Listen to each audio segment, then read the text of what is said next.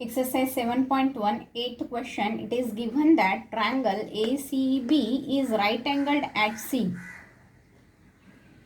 So AB will be the hypotenuse and M is the midpoint of the hypotenuse. It is given. We have to join C to M and we have to produce it to the point D in such a way that CM should be equal to DM. Now, in first it is asked to prove these two triangles are congruent. So, we have considered the triangle AMC and the triangle BMD. In this, we can see that this side is equal to this side because M is the midpoint. This side is equal to this side because it is by construction.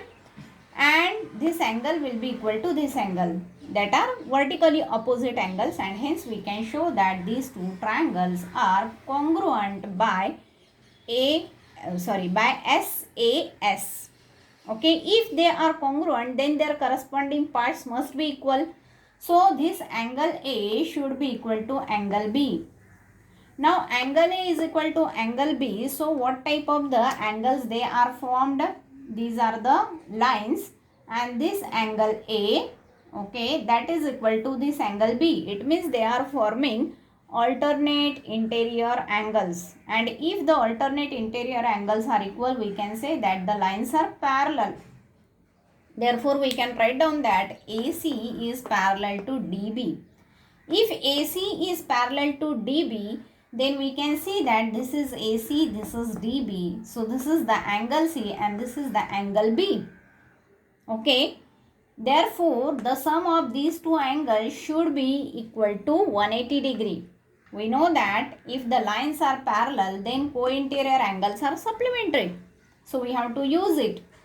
Now, out of these two angles, one angle is already 90 degree. So, another should be 90 degree. It means we have shown now angle B is equal to 90 degree. Okay. In third part, it is asked to prove that triangle ACB and triangle DBC, these are congruent. Already we have shown by simplicity AC is equal to DB. CB is a common side. Just now we have shown angle B and angle C, both are 90 degree. So by SAS we can show that these two triangles are congruent.